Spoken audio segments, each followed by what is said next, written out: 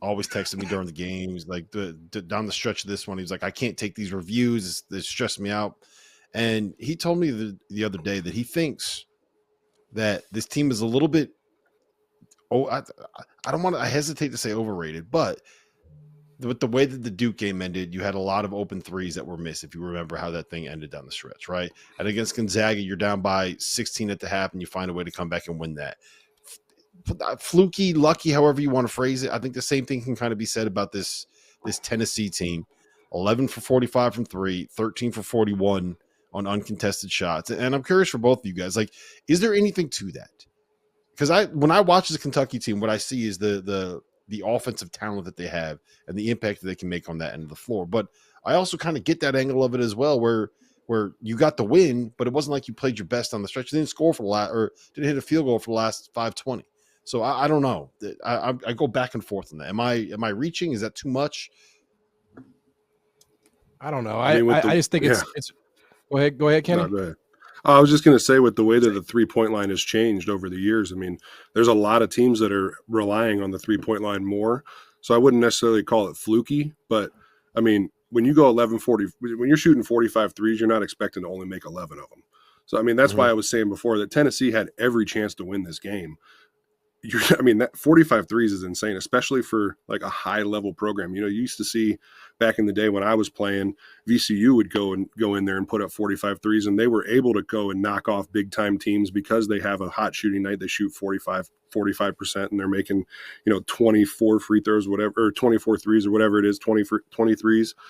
I mean, that's an equalizer against anybody you're playing against, and that's why you see those big upsets coming in the NCAA tournament. So I would tend to agree that it's a little bit fluky, but when it's like a high level program like this, I don't think that necessarily plays into it as much. Yeah, and I would just say, yeah, I mean, I think because of the nature of it, I mean, they're going to be a high variance team, just because that is what the 3-point shot is. It's high variance, but I mean, damn, man, can you not play that game in the Alabama loss, right? Well, something didn't go their way, right? And at some point, I just think the results and the wins themselves become undeniable. Like, and I think people should stop trying to apologize. Out, right? Either it does or it doesn't, right? I mean, either Kentucky keeps rolling and they keep doing this, which, I mean, dude, you're going into Tennessee and hanging a season high in points on them. I mean that shit ain't a fluke. That's not an accident. That's by design. They run good stuff. So I've heard that a lot about this Kentucky team. I heard it, after they beat Florida, and I heard it, a couple of other times this year. And I'm just like, damn, man, at what point do you just sit back and say, they're good, and accept it? That's where I'm at. Like, a win is a win is a win, man. You don't, what is the saying? You don't look a gift horse in the mouth. You don't look a road win. Exactly. A road win is a road win in league play, especially when it's coming against a team 100%. And you've gotten a lot of them, now. On the Tennessee piece, Rob, they've now lost 3 or 4. Again, the bar is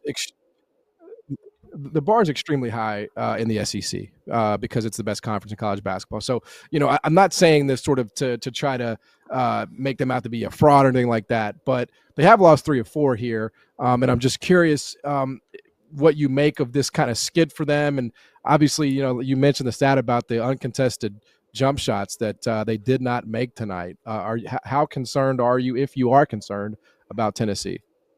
I am, but it's concerned in the sense that I said this the other night after the Auburn one. I think that they're more of like a top 10-ish kind of a team than a top 2, 3, 4 kind of a team that we thought they were earlier on this season. Their defense is good enough to keep them in every single game that they play.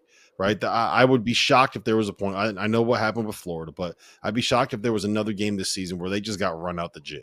Right. But the problem is they do have nights like this. And what made them so dangerous last year is that you didn't really have to worry about the offensive droughts when you had Dalton Connect, because you could just give him the ball, get the hell out of the way, and you got the best one-on-one scorer in the sport that can go make something happen.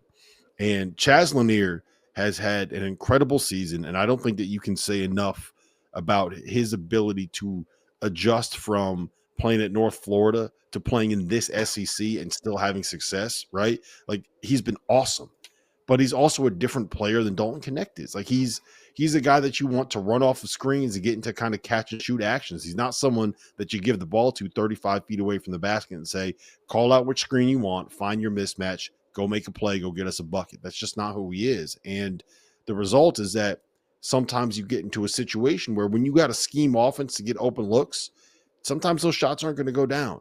And the same way that like shooting is contagious, right? So is an off night. And I think that that's more than anything to me.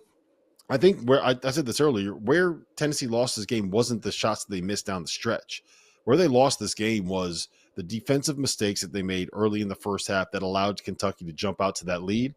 The defensive mistakes, Kenny, that they made early in the second half that allowed Kentucky to regain that lead after Tennessee fought all the way back at the end of the second half. Yeah, I mean, the SEC is so good that I think that there's really no bad losses in the league. So the bad losses start to become when you lose at home, right? And that's the part that kind of when you look at this stretch where they beat Mississippi State at home, but they lose to Vanderbilt, lose to Auburn on the road. You got to come back and get this win because now you got to go to Kentucky in 4 weeks, and it's not like your schedule's getting any easier. You go Florida, Missouri, Oklahoma, Kentucky, Vanderbilt, Texas A&M. Like it's the SEC, man. You got to win at home. Yeah, I look, the floor is high. The floor is high for this Tennessee team, but when your defense kind of fails you, and you get in that hole, I mean, I think that is the blueprint. I mean, that is what Kentucky kind of provided you tonight. That game against Auburn was exactly the kind of game Tennessee wants to play. Top defense in America. A lot of teams are going to come up short against Auburn, so there's no shame in that. But again, when you get in a double-digit hole, early in the game, it's going to be hard for Tennessee to climb out. I don't care where that game is played. So again, they'll be fine. But that was certainly a signature win as far as I'm concerned for Kentucky basketball and for Mark Pope tonight as their season rolls on.